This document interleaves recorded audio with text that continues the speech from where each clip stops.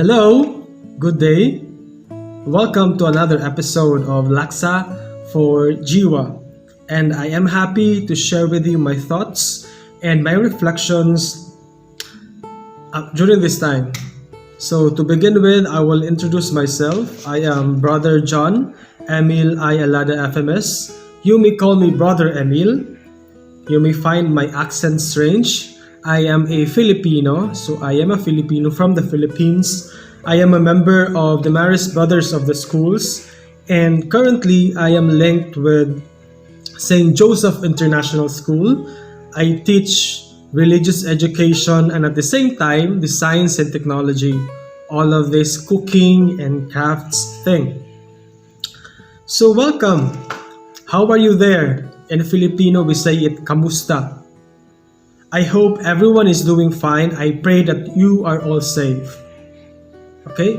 It's already February, first week of February, and we already have started our school, and we have started it online. What a conventional way to start the school here. We don't meet physically compared to what we used to be. So we only meet our students through Google Meet, Skype, and all of these social platforms. And it's very strange. Okay? I know the things with the CMCO extended, we do not know when this pandemic will stop, or even the vaccine will arrive to us and be injected into our system. So all of these things are stressful, overtaxing, spending so much time in front of computer whole day, listening to our teachers, digesting all of the topics and lessons that we need to learn. It can be very stressful. We don't meet one another. A social being, we need to engage.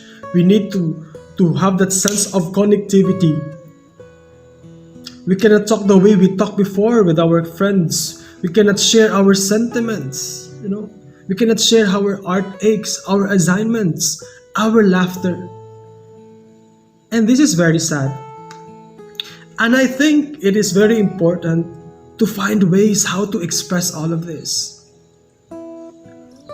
We have to exercise physically, mentally, spiritually, and so on and so forth. We need exercise. We have to make sure that we don't get overwhelmed by all of these factors. We need to go out. We need to exercise. We need to perspire. We need to move. Life goes on despite all of these adversities that confront us.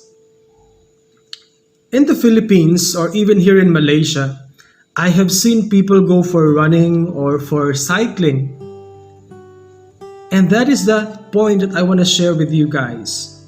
3 principles that I have realized when I go for jogging or go for hiking or go for cycling.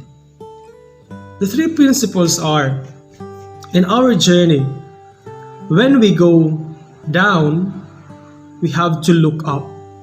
That's the first principle. When we go up, we have to look down. Second principle. When we reach our destination, we thank God. So these are the 3 principles that I want to share to students, to teachers, to the youth, to parents, to grandparents, whoever is listening to me right now. And I hope that with my humble reflections, you will be able to learn something, to get something out of this, and apply this in our present situation. So the first principle that I have said is, when you go down, look up. What I meant about that is that there will be times, especially this time of pandemic, of CMCO, everything has gone down. But the invitation for us is to look up, look for assistance, maybe from our friends, from our teachers, or from our parents. Never hesitate to look for assistance and help from them. We need others. We cannot do it all alone. No man is an island.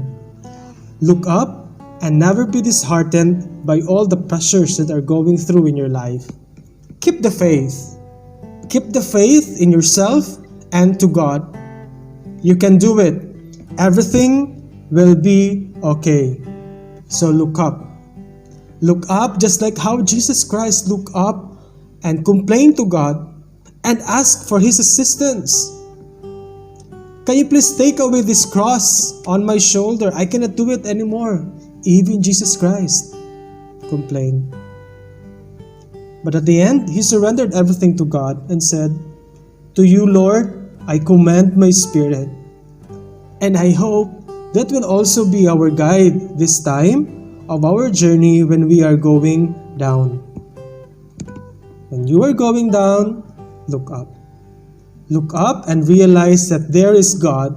There will be people who will be ready to help us in all our needs and problems. The second principle was, when you are going up, look down. It's the reverse. Sometimes things are just overwhelming. Assignments, requirements, deadlines, all of this are just so overwhelming. Even for teachers, maybe a deadline for lesson plans, deadline for syllabus, maybe for students, deadline for assignments, for courseworks. All of these are just overwhelming. And the emotion is just going intense. Well, we have to stop and look down and evaluate ourselves. Evaluate all our gifts, evaluate our strengths, and capitalize on them. What are our strengths? We may feel that we are not going anywhere, but what are your strengths? What are the things that you can do by yourself? Capitalize on them. Take one step at a time. Okay? Take one step at a time going up the ladder. Sometimes we feel powerless, but then we just don't realize that after taking all of these single steps and capitalizing on all our strengths and giftedness, we have reached our destination. So when you're going up, look down. The last point I want to say is, when you reach your destination, thank God. We know sooner or later we will reach all our goals and destinations. We reach our desires, our dreams. But take time to thank God. Take time to thank God that He has been so generous in giving us the blessings that we need. He was so generous in giving us the presence through our brothers and sisters, for keeping us company all of this time in our journey. So thank God that we are safe, we are healthy, we have reached our goals and destination. Thank God for all the people who have helped you. Be grateful to them. Say thank you. Small acts of gratitude will do. So I hope that all of these principles, especially for young people, will be applied in your life. When you go up, look down. Capitalize on your gifts. When you're going down, look up. Look for assistance. Ask God's assistance. When you reach your destination, thank God. Thank you.